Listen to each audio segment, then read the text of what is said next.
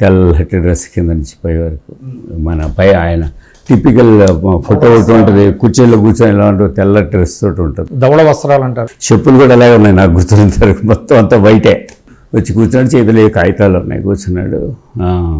అందరిని చూసి అలా నవ్వాడు ఒకసారి. మొదలుపెట్టి చెప్పడం మొదలుపెట్టాడు. ముందు నా కుటుంబం, నేను నా సినిమా జీవితము, నేను ప్రజలకు ఎంత రుణపడి ఉన్నాను, నేను జీవితంలో ఏం చేయాలి, ఏదో ఒకటి చేయాలని కోరికగా ఉంది.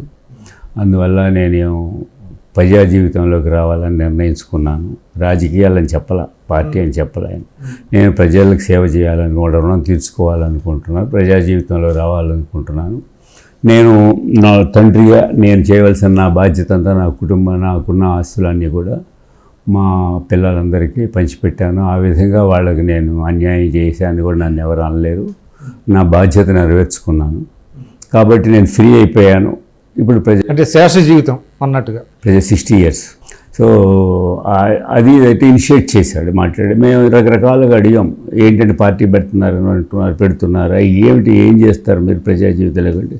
మళ్ళీ చెప్తాను బ్రదర్, మళ్ళీ చెప్తాను, ఇవాళకి ఎంత క్లుప్తంగా చెప్పారా, ఇందుకు వెళ్తాడు.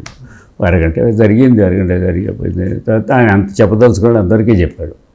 చెప్పేసి మళ్ళీ కలుద్దాం బ్రదర్, నేను ఏదైనా ఉంటే చెప్తాను.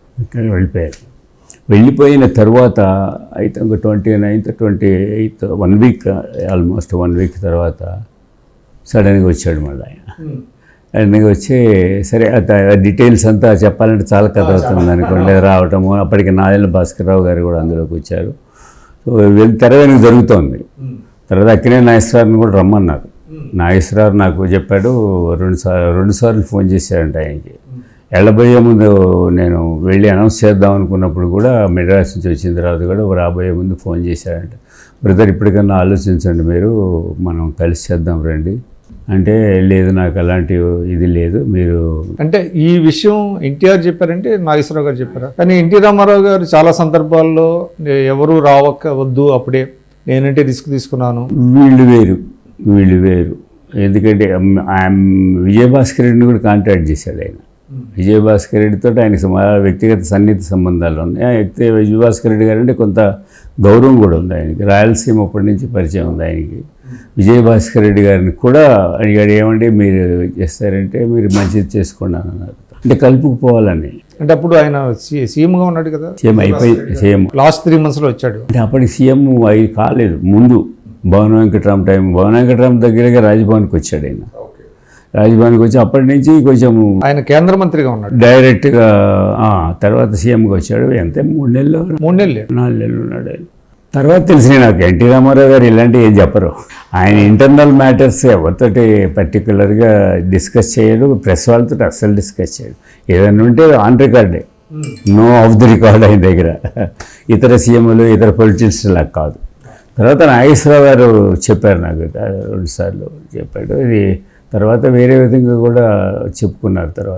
తర్వాత జరిగిందనుకోండి, ఆయన వచ్చి అనౌన్స్ భాస్కర్ గారి ఇంటికి వెళ్ళారు, పార్టీ జరిగింది. తర్వాత ఎమ్మెల్యే క్వార్టర్స్కి వచ్చారు. ఎమ్మెల్యే క్వార్టర్స్లో ఇది చిన్న మీటింగు పెద్దది అయిపోయింది. అప్పుడు అది మీ అందరి అంటే ప్రజలకి ఎన్టీ రామారావు గారు డైరెక్ట్ కనెక్ట్ అవ్వడానికి కారణం ఏమనుకుంటారు మీరు, మీ ఉద్దేశంలో? ఎన్టీ రామారావు గారికి పబ్లిక్తో కనెక్ట్ అయ్యాడు, ఆయన ఇన్స్టెంట్గా కనెక్ట్ అయ్యాడు. దానికి రీజన్ ఏమనుకుంటారు? కానీ సినిమా నేపథ్యం కదా, ఆయన పరిచయం అక్కర్లేదు కదా. ఎవరికైనా పరిచయం కావాలి, ఎవరు వచ్చిన ఆయన ఎవరో ఒకరు చెప్పాలి కదా. బట్ ఈయనకి అక్కర్లా. Well known face, well known వ్యక్తిత్వం గురించి తెలుసు, మనిషి గురించి తెలుసు, సినిమాల గురించి, వేషాల గురించి తెలుసు. సో అందువల్ల ఆయనకు గొప్ప ఇమేజ్ ఉంది. ఆ ఇమేజ్ మించింది ఏం కావాలి? కమ్యూనికేషన్ ఈజీ కదా. అది ఆ కమ్యూనికేషన్ అంటే ఆయన వ్యక్తిత్వం కూడా ఆకట్టుకుందంటారా? అంతే కదండి. అతను కష్టపడతాడు, చేస్తాడు. అతని మీద బ్యాడ్ ఎప్పుడు లేదు, నెగిటివ్ ఏం లేదు.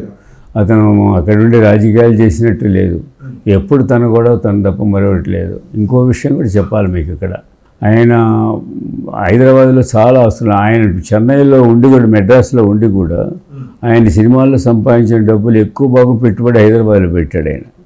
థియేటర్లు కట్టినాయండి, స్టూడియో స్థలం కొన్నాయండి, ఏ ప్రాపర్టీస్ కొన్నా కూడా సొంతంగా కొనుక్కున్నాడు. గవర్నమెంట్ నేను తీసుకోలేదండి. అప్పటికిప్పటికి కూడా గవర్నమెంట్ అప్పట్లో నాగేశ్వరరావు గారికి ఇచ్చినా కూడా ఈయన తీసుకోవాలి. నాగేశ్వరరావుకి ఇచ్చారు, కృష్ణ గారికి ఇచ్చారు, అంటే తర్వాత ఎవరన్నా ఇవ్వరండి. ఆ సినిమాలు ఎప్పుడు తీసుకోలేదు ఎన్టీ రామారావు. అప్పుడు తర్వాత ఆయన పక్కనదే చెత్త చెదారం వేసింది కలుపుకుంటే దాన్ని పెద్ద ఇష్యూ చేశారు కాంగ్రెస్ వాళ్ళు. ఆయన ఎప్పుడు గవర్నమెంట్ దగ్గర ఫేవర్లు తీసుకోవాలి.